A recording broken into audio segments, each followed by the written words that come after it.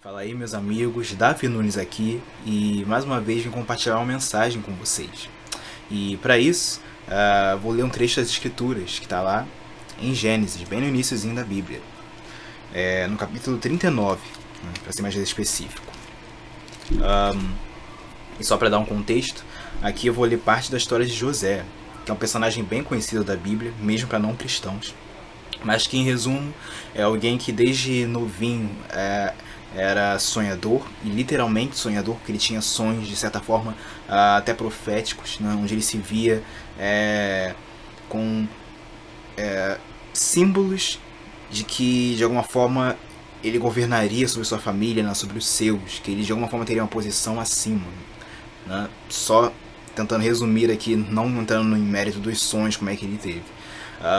E ele foi muito invejado por seus irmãos, ele era muito querido por seu pai, e aí meio esse clima, seus irmãos no ódio vão e vendem ele como escravo, jogam ele num poço, e chegamos aqui no capítulo 39, que é quando ele, depois de ter sido jogado no poço, ser vendido por escravo, ele vai chegar lá no Egito.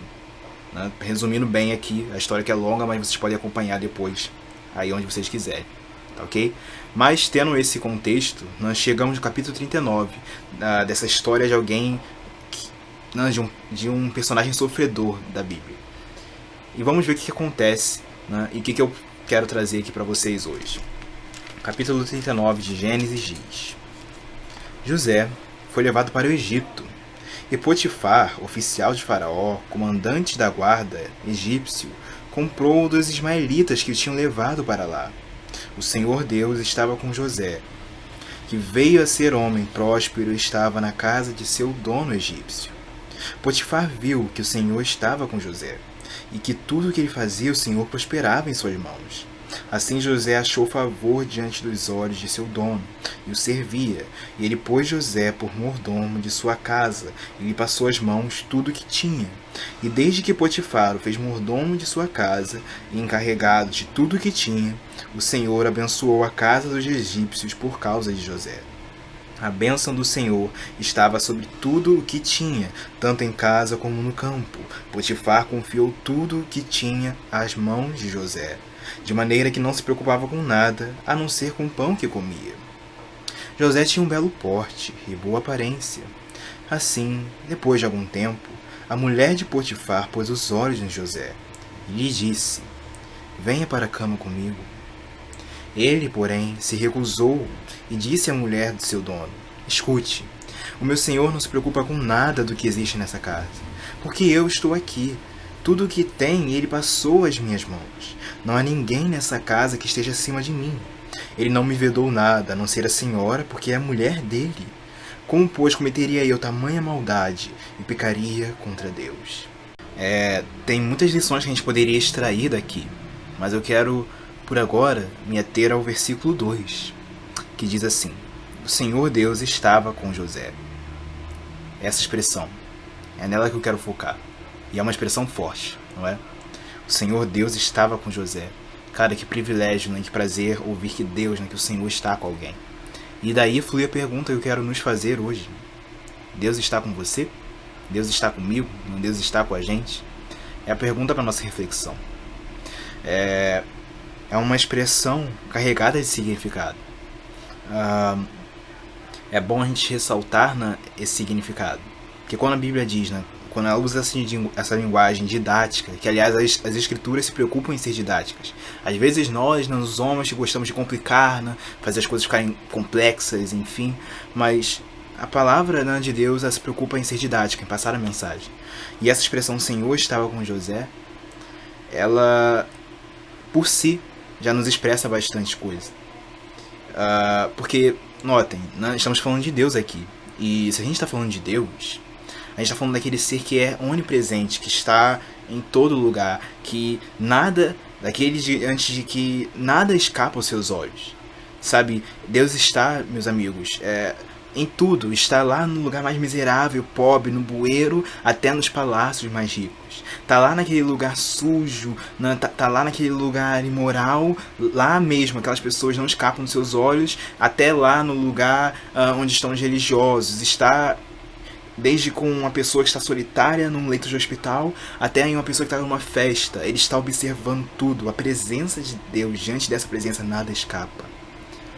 Mas quando as escrituras usam essa linguagem, o Senhor Deus estava com José, não é no sentido literal da presença de Deus, né? Da presença pura e simplesmente dele, mas no sentido mais profundo, no sentido de relação, no sentido de manifestação, sabe? Porque Deus está em todo lugar, mas nós sabemos que não é em todo lugar em que Ele se manifesta, em que, usando justamente a mesma linguagem didática que a Bíblia usa, né, que Ele tenha prazer em se manifestar. Entendem? Então, olhando agora nessa forma profunda, essa expressão Senhor Deus estava com José era nesse sentido. Deus se manifestava na vida dele, né? José encontrando esse favor aos olhos do Senhor. E isso é muito interessante, né? E aí, com esse José, alguém que carregava a presença de Deus, é que eu quero extrair lições pra gente aqui, hoje. Poderia pincelar várias coisas, né, e pontuar. Uma delas é um pouco do resultado, né, da presença de Deus na vida de José. Eu quero que a gente converse um pouco sobre isso. Mas olha que interessante a gente pensar em que essa presença, né, de Deus na vida de José trazia para ele, a ponto das escrituras dizerem que ele era próspero. E interessante é lembrar que ele tinha ido para a prisão, né? Ou melhor, antes de ir para a prisão, ele vai para a prisão, né? Ele era escravo, né? Estava aqui como escravo na casa de Potifar. E aqui, mesmo assim como escravo, a Bíblia usa essa linguagem de próspero. E aí, como a gente leu, né? Ele ganha essa notoriedade na casa de Potifar. Ele é tentado pela mulher de Potifar, só que ele se recusa a deitar com ela. Não li aqui, mas a gente sabe o episódio. Ela vai tentar mais uma vez, vai tentá-lo, até que ele foge, só que ela fica com uma roupa dele e acusa ele né, falsamente. E aí sim vai para a prisão, como comentei, mas ainda assim a Bíblia usa a linguagem chamando ele de próspero. Posso até continuar a leitura aqui, no versículo 19, para vocês verem, que diz que quando o dono ouviu as palavras de sua mulher, né, que tinham o acusado, que disse que foi assim que seu escravo me tratou, ele ficou irado, e o dono de José o tomou e o lançou na prisão, no lugar onde os presos do rei estavam encarcerados. Ali José ficou na prisão. O Senhor, porém, estava com José. Foi bondoso com ele e fez com que ele encontrasse favor aos olhos dos carcereiros. Eles confiou às mãos de José todos os presos que estavam no cárcere, e José fazia tudo o que se devia fazer ali. O carcereiro não se preocupava com nada do que tinha sido entregue às mãos de José, porque o Senhor estava com ele e tudo o que ele fazia, o Senhor prosperava. Notem, mais uma vez essa expressão, tanto da presença quanto da prosperidade dele. Mas não é curioso, né? Um dos resultados dessa presença da vida de José é essa prosperidade. Mas essa prosperidade das escrituras, ela vai de encontro, né, do que em alguns lugares se fala por aí. Porque quando a gente fala em prosperidade, já pensa talvez em status, né, em posição alta e financeira. Mas só que, curioso, né? A Bíblia que está usando a palavra prosperidade para alguém que estava na prisão, para alguém que era escravo, né, para alguém que não era de patente alta, vamos dizer assim. Porque essa prosperidade tem a ver com o fluir das coisas, sabe? Tem a ver com o seu levar da vida. É muito além e muito mais profundo do que dinheiro. Porque há pessoas que podem ter muito dinheiro na sua poupança, mas não serem prósperos, e muito menos terem a presença de Deus.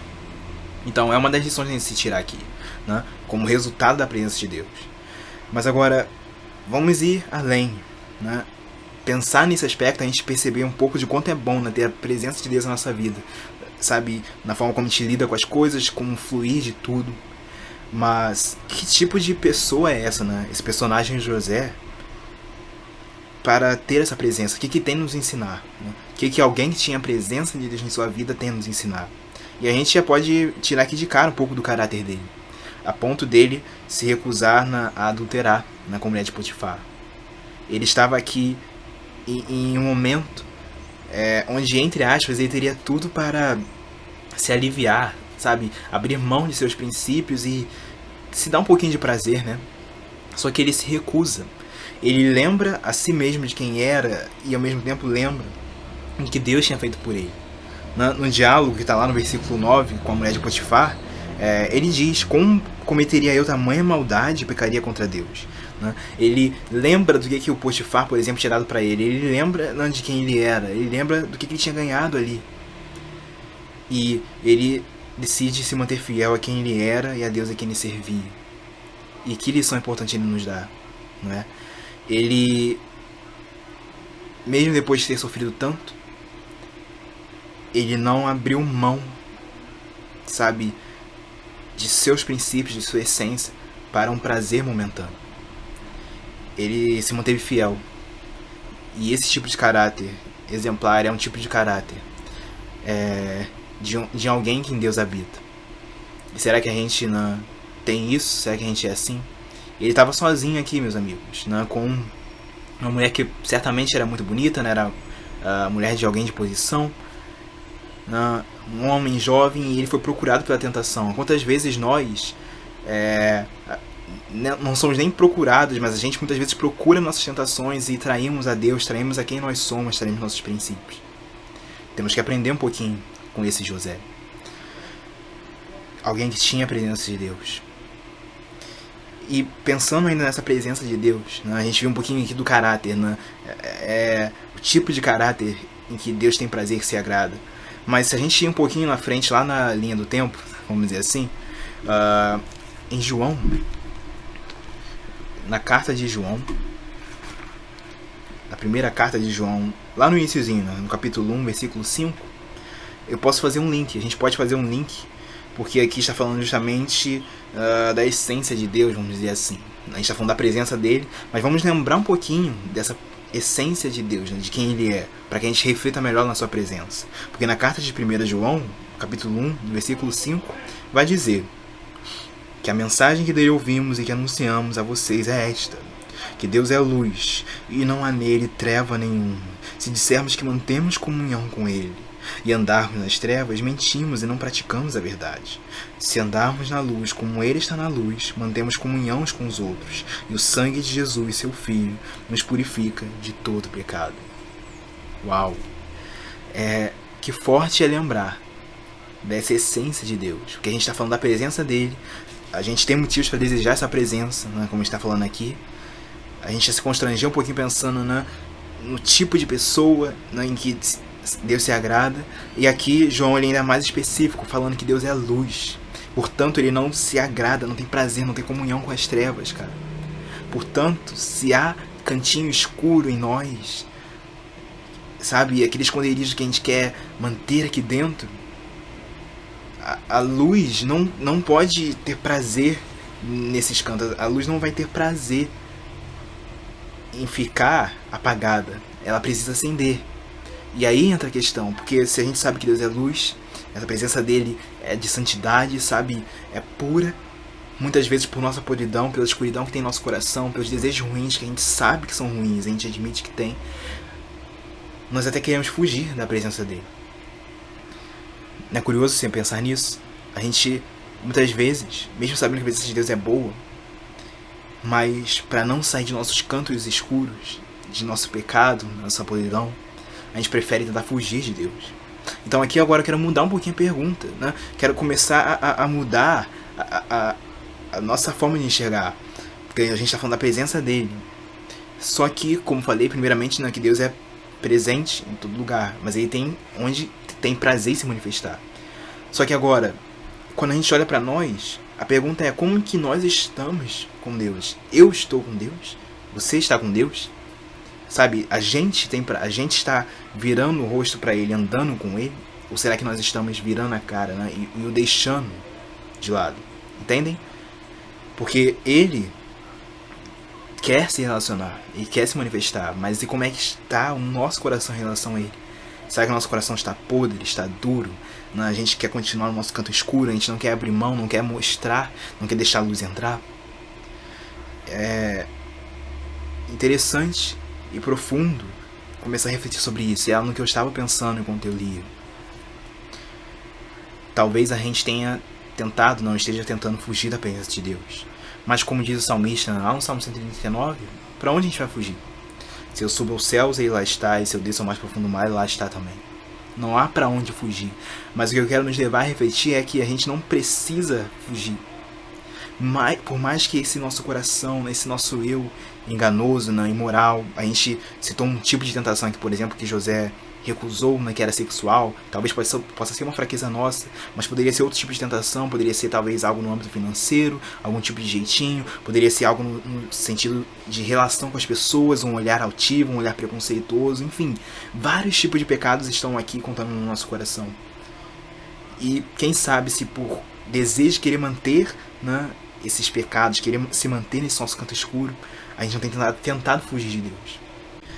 A presença de Deus é boa, e mais do que boa, ela é essencial, porque é Ele que é a fonte de viva, Ele que é a fonte de vida. É Ele que faz a gente existir, sabe? É mais precioso do que o ar, meus amigos. Sem Deus, a fome, o vazio vai continuar aqui, ó. A gente vai tentar se saciar, mas vai continuar aquele buraco. A gente pode estar sorrindo da boca para fora, mas nossa alma, ó, lá dentro tá chorando, clamando, precisando de Deus, porque esse vazio nada mais sacia. Vamos lembrar, quero nos lembrar hoje de quem Ele é. Para lembrando de quem Ele é, a gente lembra de quão preciosa essa presença, a ponto de a gente querer abrir mão daquilo que talvez nos prenda no escuro. Vamos lembrar de quem Deus é. E é interessante até, voltando agora um pouquinho na linha do tempo, lá para Gênesis, é que o tipo de fé que José tinha, que ele nos mostra ter, é justamente essa fé em quem Deus é. Porque ele vai para a prisão, como a gente leu aqui, e um pouquinho depois na história, no capítulo 40, vai falar que 2 prisioneiros vão para a mesma cela que ele, o copeiro e o padeiro, eles têm sonhos estranhos. José vai lá e interpreta os sonhos deles. Um seria condenado e morto, e o outro seria restaurado. Mas o interessante, que eu quero destacar aqui não é os sonhos deles, mas a reação de José, quando eles vão e contam os sonhos para ele. Lendo só um pouquinho lá no versículo 40, de Gênesis agora, olha que interessante. Versículo 8 do capítulo 40 diz: tivemos um sonho, os 2 falando com José, e não há quem o interprete. José lhes disse: não pertencem a Deus as interpretações? Contem-me o sonho que tiveram. Essa posição de José, ela também ganhou destaque aos meus olhos quando fiz essa leitura, porque ele estava na prisão, gente. Ele vem de uma vida sofredora, mas ainda assim, ele simplesmente chega para eles naquela situação e fala: olha, é Deus que interpreta sonhos? Ou seja, ele ainda sabia quem Deus era. A fé dele não dependia de onde ele estava. A fé dele era em quem Deus era. Não dependia de sua circunstância. E que exemplo de fé para nós. E é justamente isso que eu quero lembrar pra gente, para que a gente também se mantenha a despeito da circunstância. Porque eu acredito que Deus quer estar com a gente.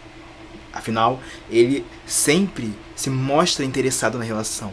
Mas é o nosso coração, nossa podridão, que é um coração duro, que se rejeita a presença dele. Deus, Ele rejeita os soberbos, mas Ele abraça, Ele acolhe aqueles que se quebrantam, que se humilham diante dele. Vamos ser desse tipo, então. Um tipo que tenha a fé, a consciência da presença de Deus. José tinha isso, consciência da presença de Deus, consciência diante da tentação, consciência diante das circunstâncias, consciência da presença de Deus. Não vamos tentar fugir, Mas, se talvez a gente já tenha tentado fugir, talvez esteja falando com você que até é cristão, e isso principalmente para nós religiosos, porque, como falei, talvez para nós seja tentador pensar na presença de Deus. Mas será que em nossos rituais, em nossa religiosidade, a gente pode dizer que Deus está lá de verdade? Porque nem sempre muita pompa quer dizer que Deus de fato está presente. Às vezes temos muita emoção, temos muita formalidade, mas falta presença. E no sentido profundo da presença, que agora você já entende. Será que há verdade em nossa espiritualidade? Será que há presença onde estamos presentes?